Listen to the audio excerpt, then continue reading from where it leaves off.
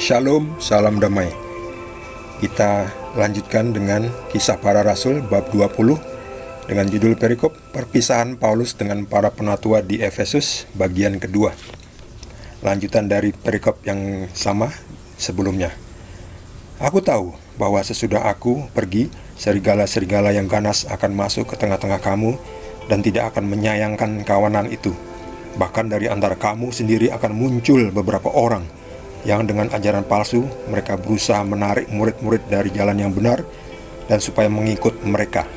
Sebab itu berjaga-jagalah dan ingatlah bahwa aku 3 tahun lamanya siang malam dengan tiada berhenti-hentinya menasihati kamu masing-masing dengan mencucurkan air mata.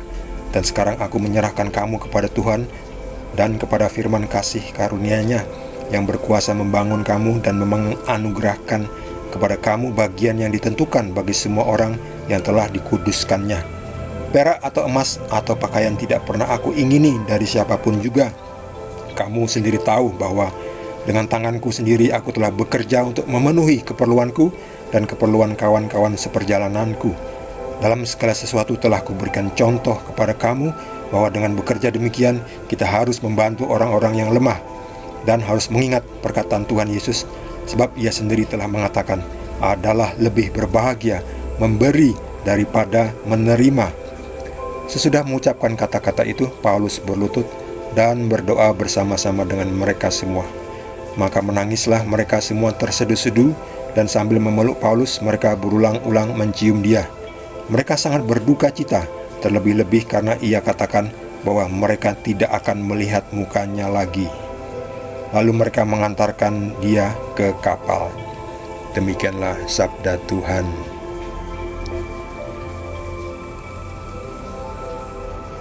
Di video sebelumnya, di bagian 1, Paulus mengingatkan bahwa kami atau Paulus itu dan rekan-rekannya sudah banyak mengeluarkan tenaga, sumber daya, waktu untuk menyebarkan kabar baik keselamatan dari Tuhan Yesus, bahwa Tuhan sudah hadir datang pada kita.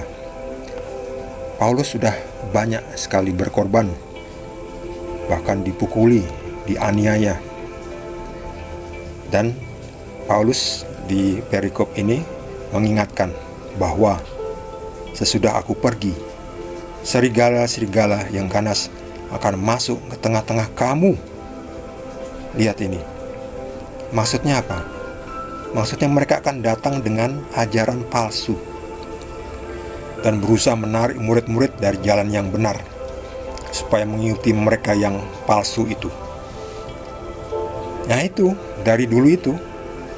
Jadi Paulus sudah berjerih payah memberikan berita yang baik, tetapi kemudian muncul orang-orang yang tidak suka, orang-orang yang tidak senang, yang adalah musuh Yesus Kristus. Mereka membuat ajaran-ajaran baru yang palsu, dan mereka mencoba membohongi murid-murid Yesus yang sudah dididik oleh Paulus. Jadi Paulus mengingatkan, hati-hati, sebab setelah aku pergi akan datang serigala-serigala yang ganas. Paulus gak bisa selalu tinggal di Efesus. Paulus juga harus pergi ke tempat lain, sebab tempat lain juga butuh kabar baik keselamatan. Nah, setelah ditinggal, ya mereka inilah yang ditinggal ini harus gantian menguatkan masing-masing dan memberikan pencerahan masing-masing kepada yang lain, satu dengan yang lain, supaya mereka bisa tahan terhadap serigala-serigala yang ganas itu yang akan masuk, yang akan mencoba mengajari dengan ajaran-ajaran palsu mereka. Dan akhirnya mengambil murid-murid yang sebelumnya sudah percaya tetapi lengah, sehingga mereka terpedaya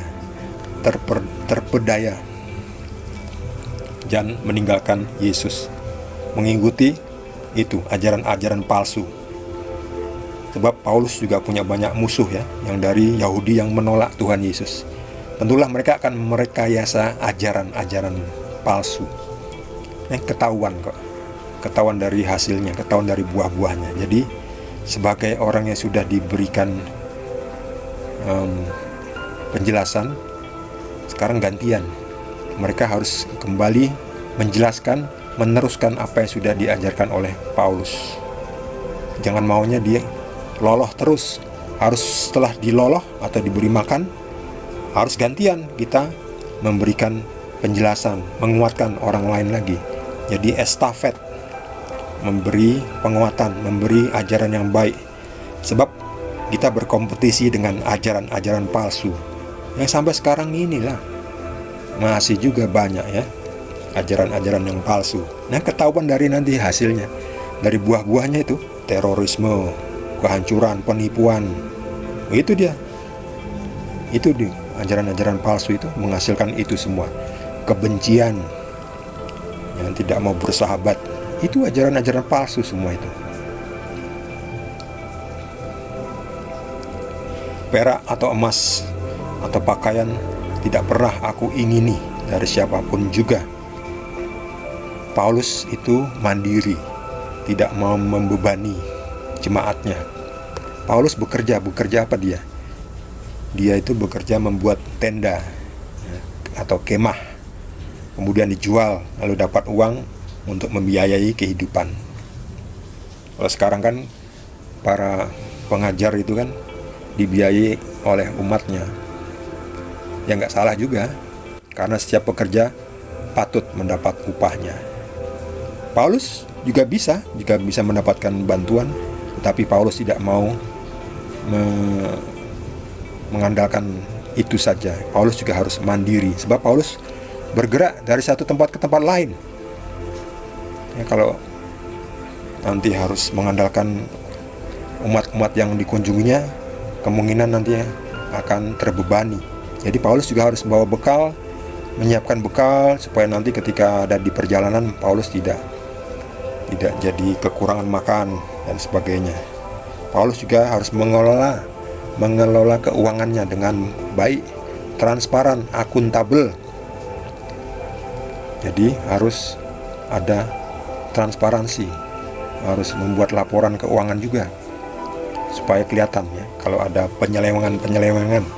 Nah, sekarang ini kan banyak sekali ya orang yang ogah untuk membuat keuangan yang tersusun rapi, yang teratur, disertai dengan bukti, tanda terima, tanda pembayaran. Banyak itu yang tidak mau ngasih tanda terima, tidak mau memberi bukti pembayaran, karena mereka takut bahwa nanti ketahuan, penyelewengannya ketahuan. Karena tanda terima, bukti, semua itu bisa dipakai untuk menyelidiki apakah sebuah pengeluaran keuangan itu benar atau ada penyelewengan. Jadi orang yang jujur, kenapa takut memberi tanda terima? Ada catatannya, ini beli di mana, di toko apa, alamatnya di mana, barangnya ada berapa, jumlahnya ada berapa, kualitasnya apa, dan sebagainya. Nah itu kan nanti bisa dicek. Nah ini orang menyelewengkan enggak? Ini markup enggak? Harganya dinaikkan enggak? Terus ada kong kali kong enggak? Nah seperti itu. Jadi orang yang tidak jujur, orang yang suka nipu itu kan suka merekayasa ya. Jadi mereka juga kadang tidak mau memberi tanda bukti terima, tanda terima, karena nanti ketahuan bohongnya, ketahuan penyelewengannya. Dengan tanganku sendiri aku telah bekerja untuk memenuhi keperluanku dan keperluan kawan-kawan seperjalananku. Dengan demikian Paulus memberikan contoh bahwa kita juga bekerja juga untuk membantu orang-orang yang lemah, yang tidak bisa bekerja, bukan orang yang malas. Jadi kita membantu orang-orang yang lemah, bukan orang yang malas. Kadang orang yang malas itu seakan-akan mereka lemah. Tidak, padahal mereka itu mampu, tapi mereka nggak mau. Jadi maunya menerima. Makanya diberitahu oleh Paulus di sini, adalah lebih berbahagia memberi daripada menerima. Beda antara orang yang lemah dan orang yang malas. Orang yang malas itu bisanya cuma yaitu gak mau usaha, maunya jadi beban orang, minta dan seterusnya. Udah minta gak tahu diri lagi ya, gak mau ikut andil, kontribusi, partisipasi apa kek, cuci piring kek, mau dikasih makanan gak mau cuci piring. Aneh kan bisa kontribusi ya, kecuali orang yang lumpuh ya, yang tergeletak di tempat tidur, ya nggak apa-apa. Nah ini masih sehat, udah dikasih makanan, nggak tahu diri, nggak mau cuci piring, nggak ada kontribusinya, nggak ada partisipasinya. Kita tuh kalau ditolong juga harus menolong, jadi saling menolong.